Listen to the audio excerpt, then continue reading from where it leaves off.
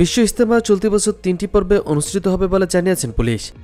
তবে এ ধরনের কোনো প্রজ্ঞাপন জারি করা হয়নি বলে জানিয়েছেন গাজীপুর মেট্রোপলিটনের পুলিশের উপপুলিশ কমিশনার এনএম নাসিরউদ্দিন। শনিবার গণমাধ্যমকে এ তথ্য নিশ্চিত করেছেন তিনি।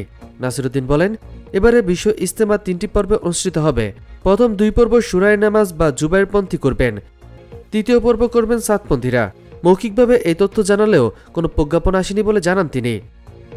সর্বশেষ তথ্য অনুযায়ী জুবাইরপন্থীরা ইজতেমার প্রথম পর্ব ও দ্বিতীয় পর্ব ৩১ জানুয়ারি থেকে ২ ফেব্রুয়ারি, ৩ ফেব্রুয়ারি থেকে ৫ ফেব্রুয়ারি পালন করবে।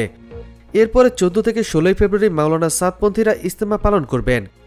এই ব্যাপারে শুরায়ে নেজামের ইজতেমা আয়োজক কমিটি মিডিয়ার সমন্বয়কারী হাবিবুল্লাহ রায়হান বলেন, স্বরাষ্ট্র মন্ত্রণালয়ের সিদ্ধান্ত মোতাবেক শুরায়ে নেমাজ টঙ্গী ইজতেমা ময়দানে ৩১ জানুয়ারি থেকে ২ ফেব্রুয়ারি, ৩ ফেব্রুয়ারি থেকে ৫ ফেব্রুয়ারি ২ ভাগে ইজতেমা করবে। ইজতেমাকে সামনে রেখে ময়দানের প্রস্তুতি কাজ এগিয়ে চলছে।